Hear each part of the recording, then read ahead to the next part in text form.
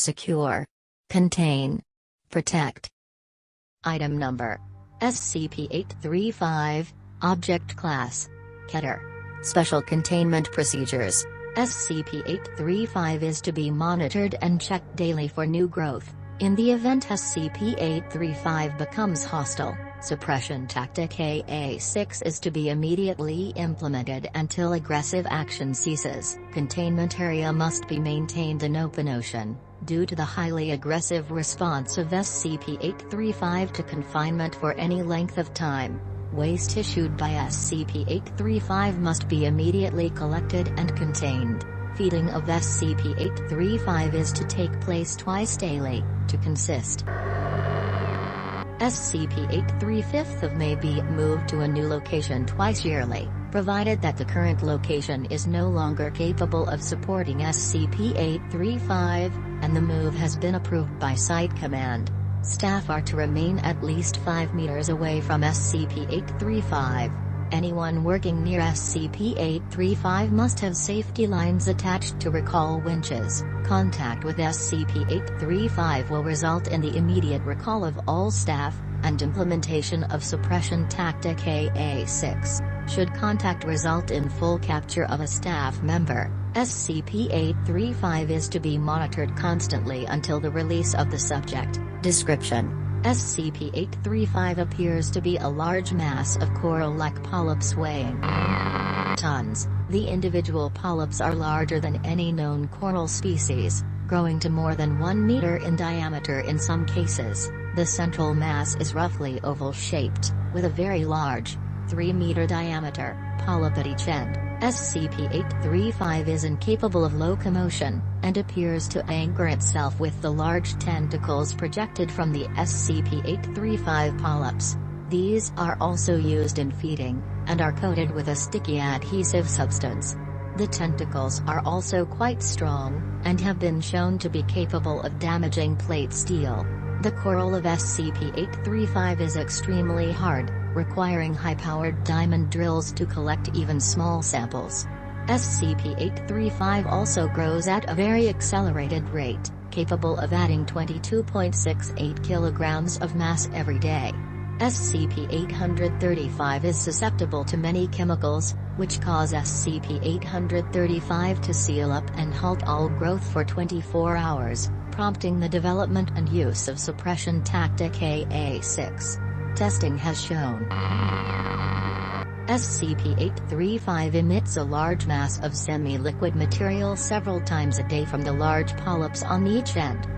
This appears to be made of semi-digested solids, fecal material, and semen. This mass also has several forms of virus, bacteria, and parasites, many of which have been found only within SCP-835. The bacteria MATE35I5 forms the major concern for containment, due to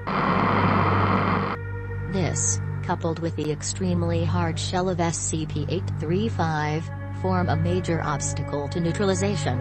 Any force capable of cracking open SCP-835 would also cause the slurry inside to spread, and cause additional infection from MATE35I5. Addendum 835-201, First Draft of After-Action Report by Mobile Task Force Zeta-9er, Circumstances of Retrieval. On at hours, Mobile Task Force Zeta-9er conducted an investigation of SCP-835. At this time, SCP-835 had a mass of only 4 tons, and only one large polyp at the north end of the structure, designated Polyp Alpha, Polyp Bravo not yet being in existence. As per standard procedure, 4 team members were chosen for the initial investigation. Standard isolation suits, underwater variant, were worn by all 4 team members. Lieutenant took point as team leader, while sergeants and served as support. Corporal, a rookie team member, accompanied the team as an observer. A standard underwater remote vehicle, or URV, was used for initial investigation. SCP-835 did not, at first, act in a hostile manner towards the team, allowing team members to approach and make contact without incident.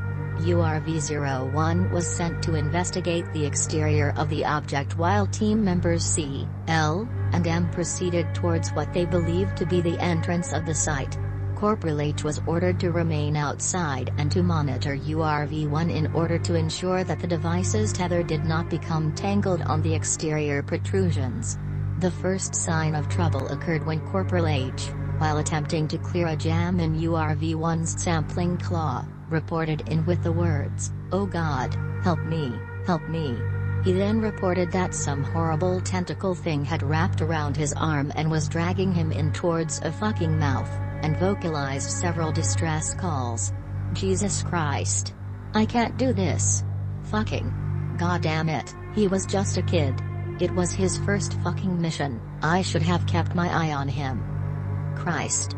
Alright, here goes, guess I'll just let Sarge edit this for me. Again. So the thing grabbed the kid. It had me fooled to rights. The entrance wasn't an entrance, it was just some cave. The real entrance was the big polyp thing on the north end. It grabbed the kid and started dragging him towards the mouth. Topside started to drag him up, but all they got was a snapped cable. And the kid? He got pulled inside and eaten. I got the carabiner on, we're hooked together, and Topside starts winching us up. And we're not getting anywhere. I'm grabbing on, I'm telling him I'm not gonna let go, and then the winch starts to seize up, and I feel this jerk on the tether and it goes slack, and then we're both sliding into that damn thing. It was like, Jesus, I need another drink. Fuck. It was like, the only way I can think of it was like, you know that thing that doctors do when they stick a tube up someone's ass and look at the inside of their intestines?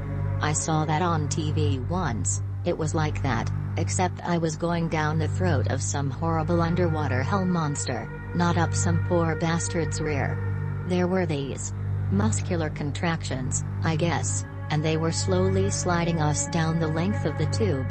If we weren't wearing the hard suits, we'd have been crushed, but as it was, we were held so tight we could barely move, even with power assist. I managed to get my head up enough to see the kid's face. His faceplate was covered in vomit, poor bastard had puked in his suit. I started yelling for him, trying to get him to say something. He managed to tell me he was alright. He was sobbing like a baby. I started doing some calculations. Based on my dead reckoning tracker and initial sonar scans, we were moving about a meter every minute. That meant 72 hours until we came out the other side, assuming we did. We had the air, our rebreathers could keep going for days. What we didn't have was the power to keep the suits warm for that long. If the heat went out, hypothermia would kill us. I don't know, look it up, in any case we'd be dead. We needed to conserve power. I told the kid to turn off his helmet lights, lock his joints, and turn down his heater to minimal. He started crying. He didn't want to do it. I didn't blame him, but I told him we had no choice.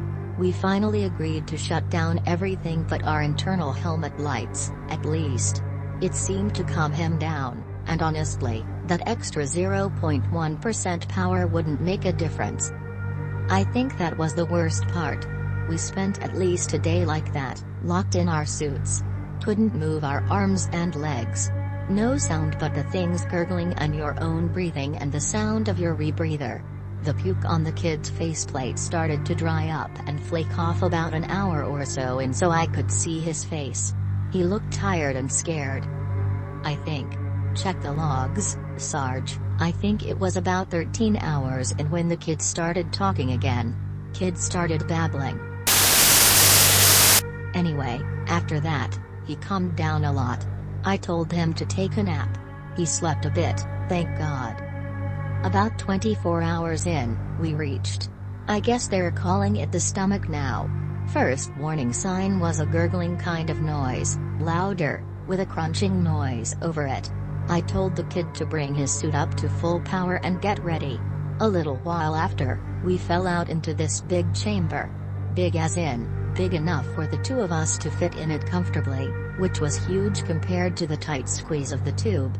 Kid's suit started hissing and the outer shell started to turn all pitted and stuff, and I noticed my gloves were starting to degrade too, so I yelled at him to move, and we started heading towards this sphincter, I guess. I remember. God, why can I remember this? The insides of the stomach were lined with.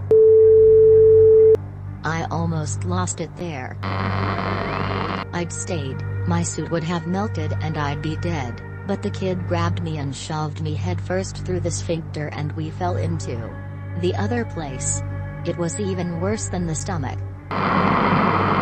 This place was, well, you know what it was full of.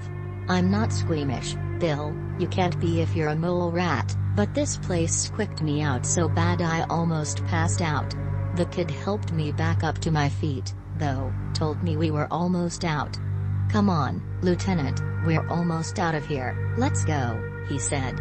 We moved over to the other sphincter, but the thing was, well, it was puckered up tighter than my drill sergeant's asshole back in basic.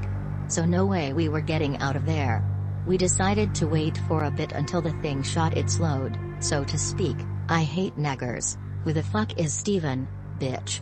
Anyway, that's when things started to go bad. Data expunged. I managed to wrestle the thing, you cheeky fucker, through the sphincter into the stomach. Its tentacles writhed at me as it started to melt. Data expunged. Then 835 blew its load and I flew out its ass into the ocean. You know the rest of the story, Bill. So yeah, fill out the rest of the reports and the logs for me, will ya? Oh, and be sure to edit it so the motherfuckers in command don't yell at me for being unprofessional in my R's again. I'm gonna finish off my drink and take a couple Valium and go to bed. Thanks.